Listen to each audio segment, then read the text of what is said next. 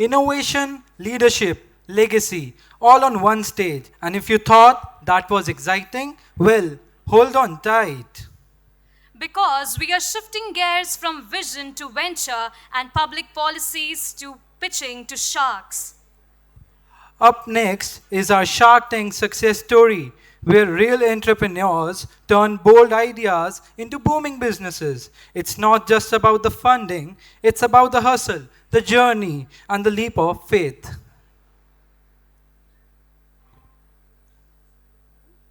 Now, I would like to invite Trivikram Kumar and Mr. Vamshi Krishna Reddy to kindly come on the stage and take their seats for the upcoming panel discussions. Can we have a good First up, we have someone who turns hard hats into smart hacks. Kaundinya, the founder and CEO of Jarsh Safety, is making industry safety not just mandatory but modern. He's an alumnus of IIM Ahmedabad and Forbes 30 Under 30 Asia honoree. Kausthub is a proof that we do not need a unicorn horn to build a $1 billion idea. Sometimes all it takes is a helmet. He took his idea straight to Shark Tank India Season 4, where he pitched his smart helmet to the sharks and went away with much more than just shake hands. From safety gears to startup gears, he is a man who has turned head protection into head turning business. Let's hear it for Mr. Kausthub. Next up, we move from helmets to harvests to a founder who's farming without lifting a finger.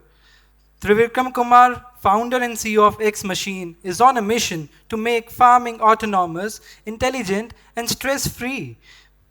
With a background in engineering and heart in rural innovation, Trivikram Startups is bringing robotics and AI to the fields and giving tractors a serious tech upgrade. He's not just sowing seeds, he's planting IP. Please welcome the man who's proving that agrotech isn't just fertile ground.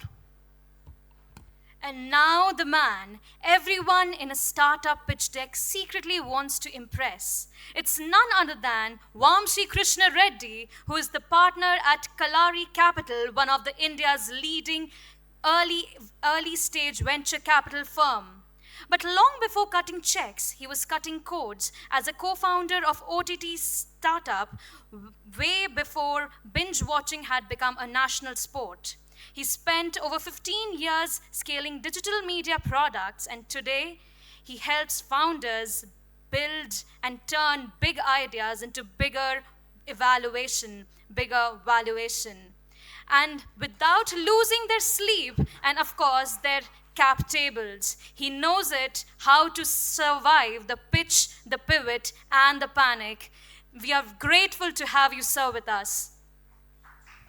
Hey, great to have you guys here. I see a very good full house, so that's a pleasant thing to see in the morning. We have two great founders here. I've interacted with them before, even before Shark Tank with Trivikram. Just understanding the amazing work he has been doing in terms of deep technology with XMachines. And Kausthub, I think I just got a chance to interact with him very recently, but very impressed with the kind of work they've been doing and also the company and the product. One of the few founders I've seen has raised almost negligible capital, but built a profitable business and actually growing pretty well. So welcome aboard, guys. First question for you guys is, of course, you were on Shark Tank, but how come you guys chose Shark Tank over the actual sharks like us?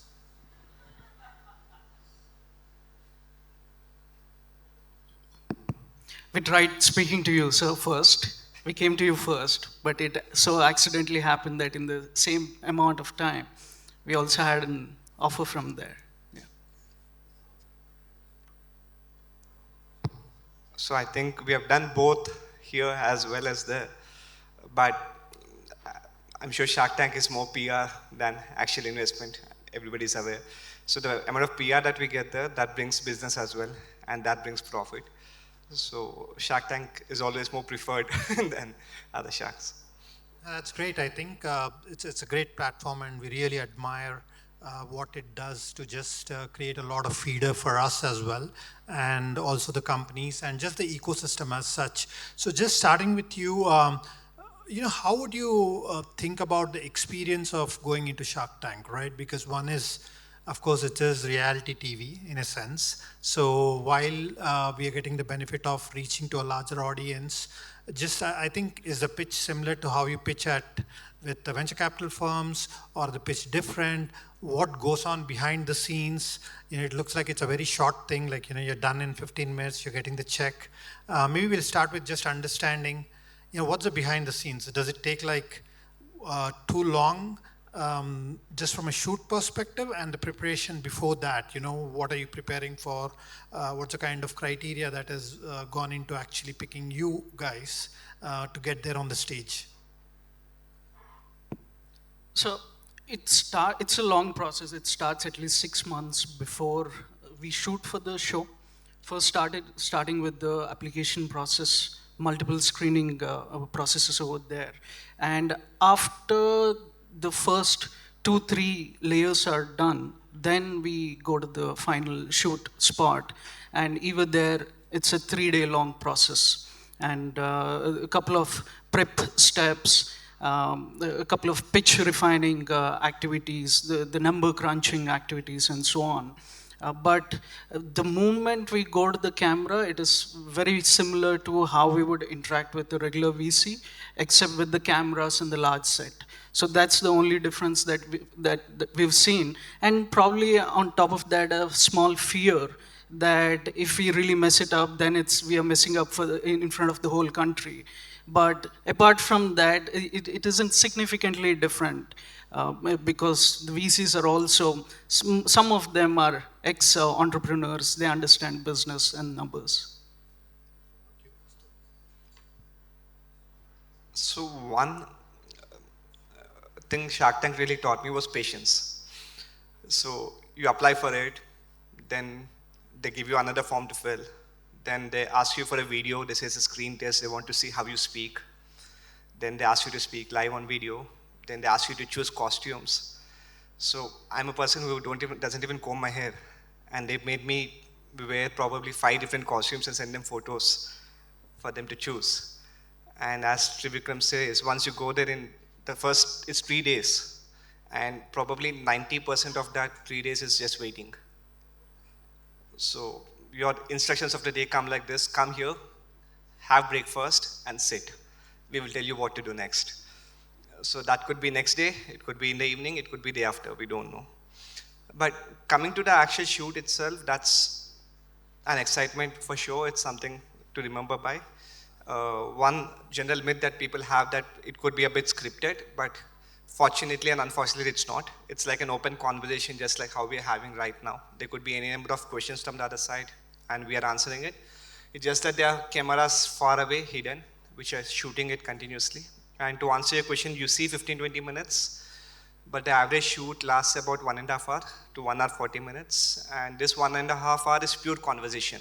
Nobody stops you and say, repeat this, etc. It's just 5 people talking to a few others, and it's an open conversation that's going in. And then they edit it out to 15-20 minutes to add the drama effects and make it more exciting and useful for the audience, I would say. I'm sure you have a second career now in case you want to do acting in movies or TV serials. Because I'm sure they prepped you for that, That's the first time I've got professional makeup done, and that was for half an hour. And if it was a lady entrepreneur there, the makeup was nothing less than 1.5 hours. So imagine them sitting in front of a mirror and getting makeup done for 1.5 hours while thinking what to pitch, which is the actual work they have come for. I think one other thing that I keep hearing, we have a few other companies which have gone to Shark Tank as well, is that they want to make sure you communicate well in Hindi, right? So how did that work for you in terms of language barriers? Because pitching in English is much more easier and we are very comfortable with it and all that stuff. But just pitching in, I think if you ask me to talk or pitch in, say, Hindi or Telugu, of course I can fluently speak both of the languages, but pitching is very different. So how did you overcome that? I could see you were doing well. Sir, actually, the comments, if you see on our videos, farmers, generally farmers, they say, "Bhai, tu zyada English mein kyun baat kar rahe hai?" Okay. So the thing is, I had planned to speak a lot in Hindi, but as you correctly said, we have much more comfort in speaking in English coming from the south. So due to which, for my pitch was 80% English, 20% broken Hindi here and there. So, but yes, they do ask for a prerequisite that we have to be well versed in Hindi.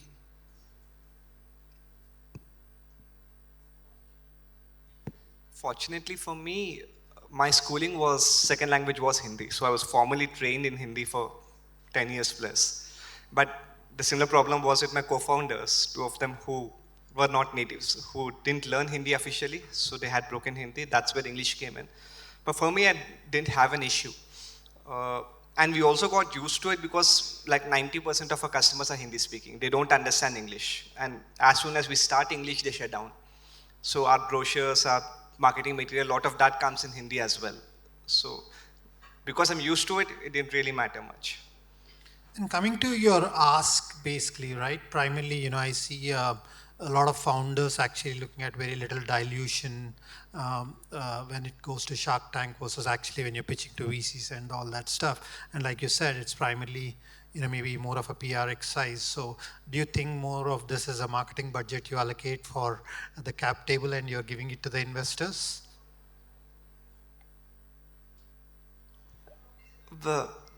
We do have a choice to reject the investment for sure. So if the valuation is not working out, and many people do that they commit XYZ on the show and they back out, and many times the investors back out as well. So there's no mandatory marketing fee that we need to pay. We can always commit something and back out. And even they can back out as well. But generally the asks are small, typically. They don't advise that, but at least I've learned from that from the previous shows. If you go for a bigger amount, it's not going to happen. So you keep it reasonable so that there is some interest in the show and you get telecasted. Because I'm sure every founder knows here that if you're looking to raise 30 to 50 lakhs, you don't need to go through an 8-month process of Shark Tank to do that. You can do it much more easy out here. But you won't get the PR there. Sony estimates and tells us that it's about 50 lakhs worth of PR that we get by being on the show. If we pay for it, that's what it's going to cost. So technically we're getting everything for free, even if you're not paying the investor.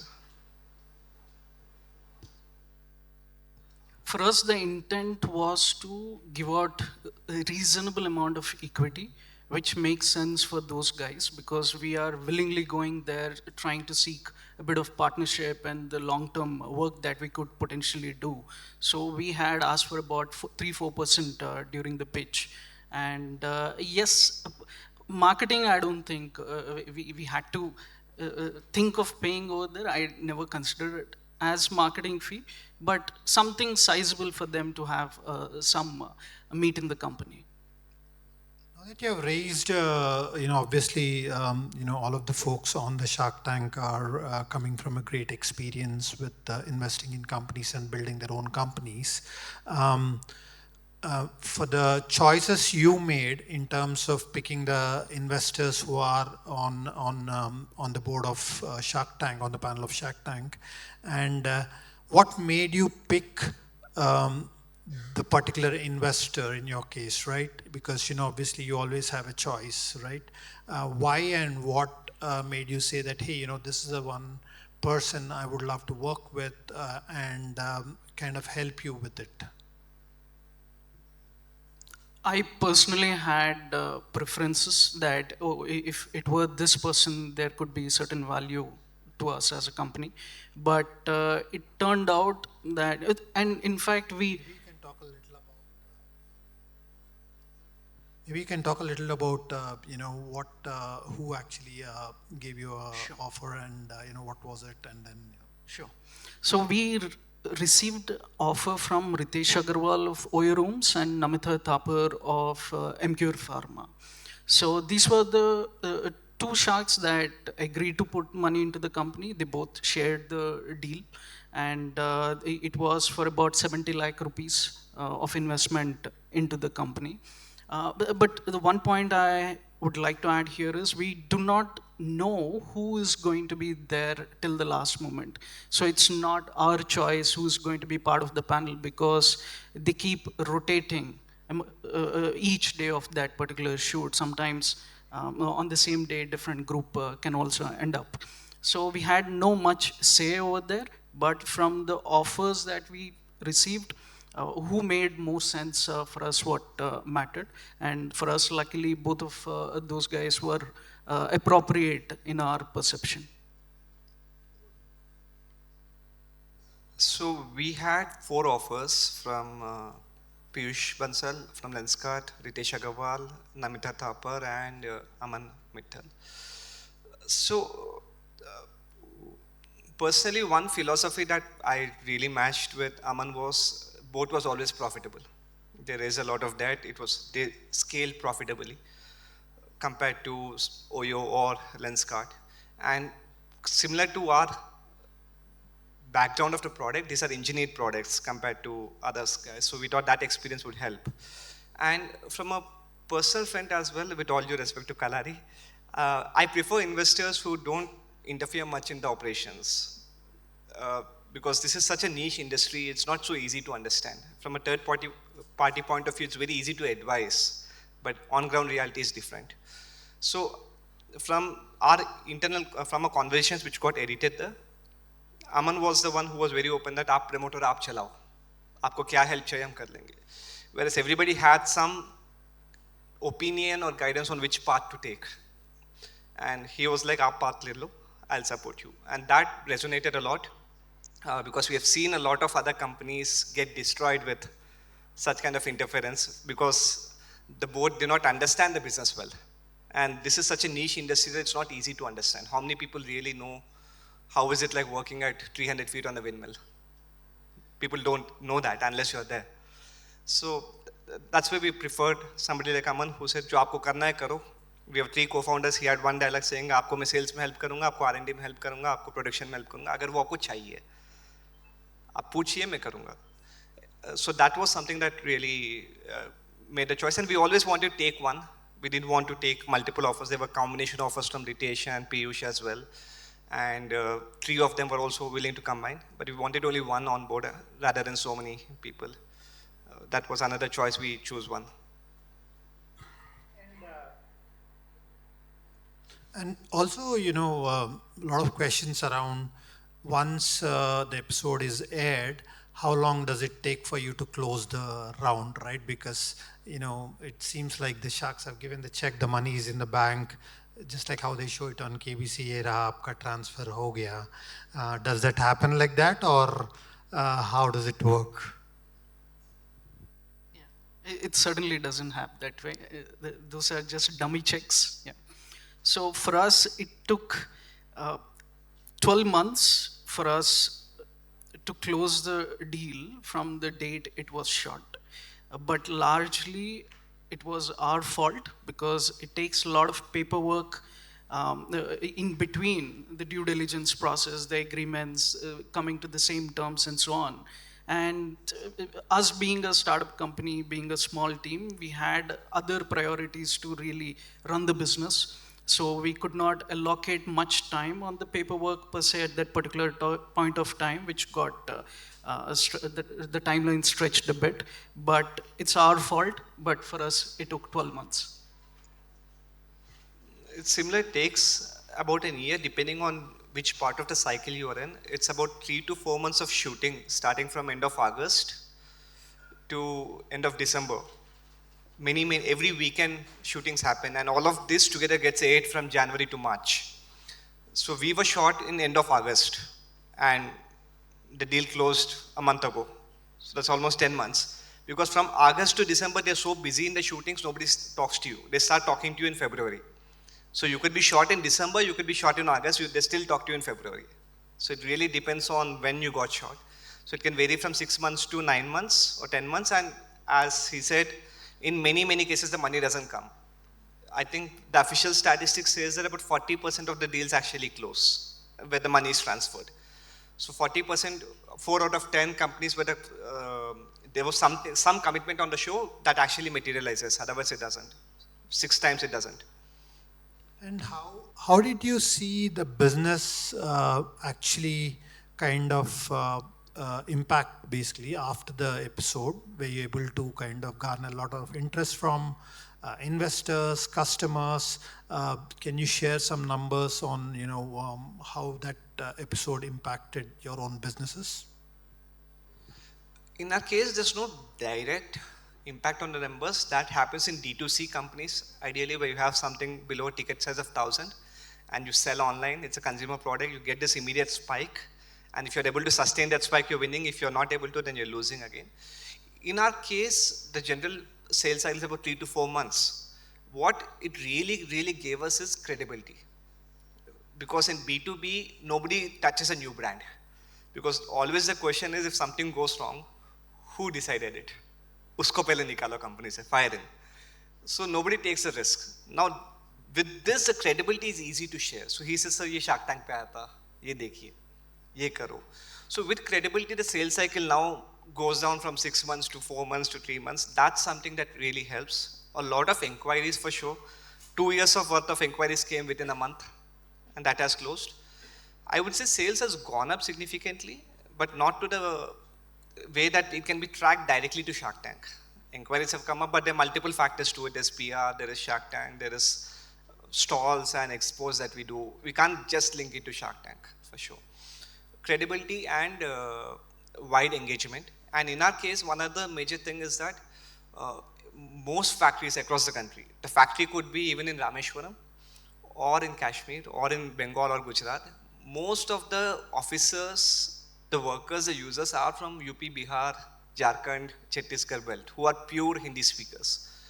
So the decision makers are them. So that message went to them because they are viewers of Hindi channels. They don't read English news. You could go into Forbes, CNN, BBC, really doesn't matter. The best of the world, they haven't even heard of it. Local Hindi channel Maya, matlab they understood there's credibility. So that's something that has given us ease of sale, point one. Point two is that for every startup company, it's really hard to attract talent, especially when you're not raising loads of money and throwing money on people.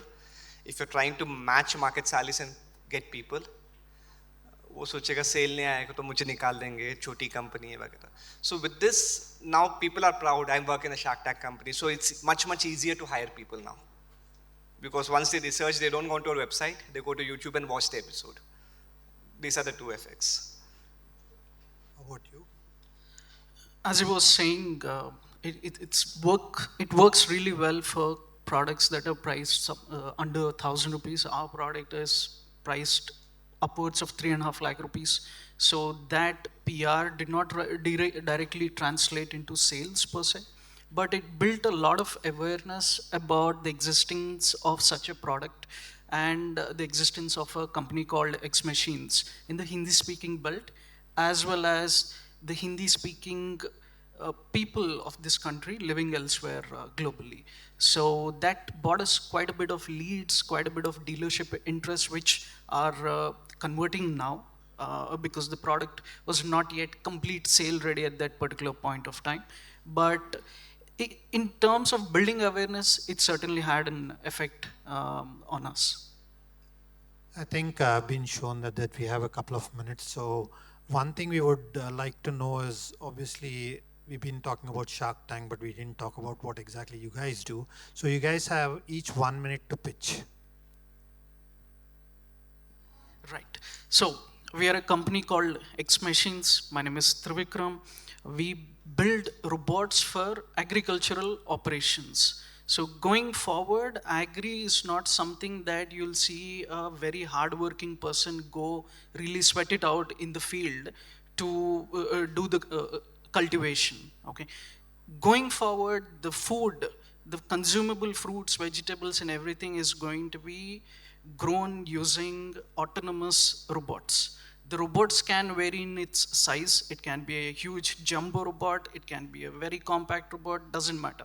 But the future is going to be robots autonomously growing food for human beings, because nobody is going to work in hot sun throughout the day for 200 rupees, 300 rupees kind of a pay.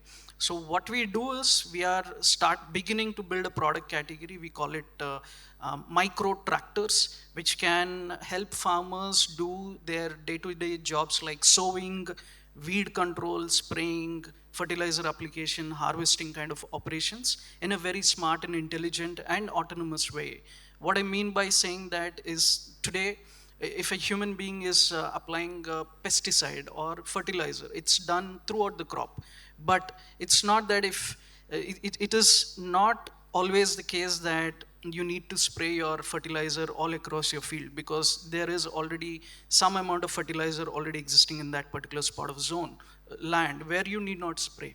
So what we do, we track very precisely where a crop input is required, only spray there, and spare the zones of the field where the crop input is not required.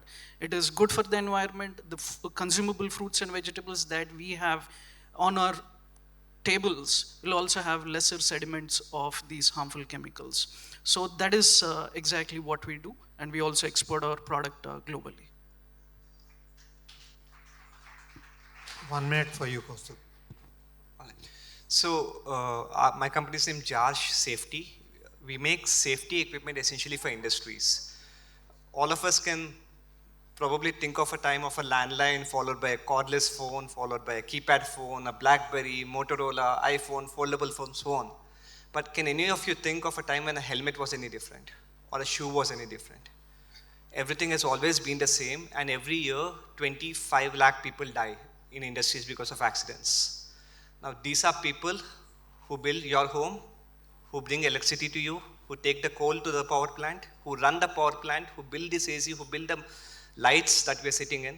We are the privileged 12-13 crore people in this country who experience the labor of all of these 100 crore people who do this. And in this effort, 25 lakh people die doing this. Simple lack of safety equipment does this. So we have technology-based safety equipment that help prevent accidents and save these lives across India. In the last 12 months, we have saved over 40,000 lives with our devices in the country. And our target for 2030 is 1 million lives out of the billion. So we are a drop in an ocean. So we try and promote safety wherever possible, so that more and more companies come up like this, and we need at least 1,000 companies like us to hit this billion people who are working here, and there's only one existing right now. So we have products like, in case any of you came across traffic police using air-conditioned helmets, that's one of our product, and we have many such products for electrical workers, for people working on windmills, for people working on cell phone towers, for people working in power plants, etc., etc. And that's what we do. Our philosophy is to prevent an accident way before it happens, and we have a portfolio there. Thank you. Thank you so much, guys. It was a pleasure. Hope folks got to understand what goes behind the scenes and what it takes to get on Shark Tank and make some money. But appreciate you guys taking the time here.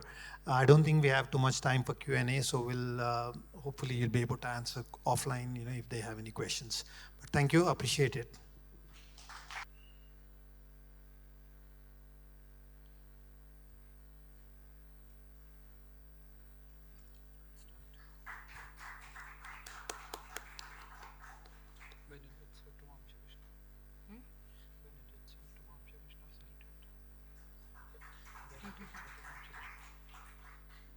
We request Mr.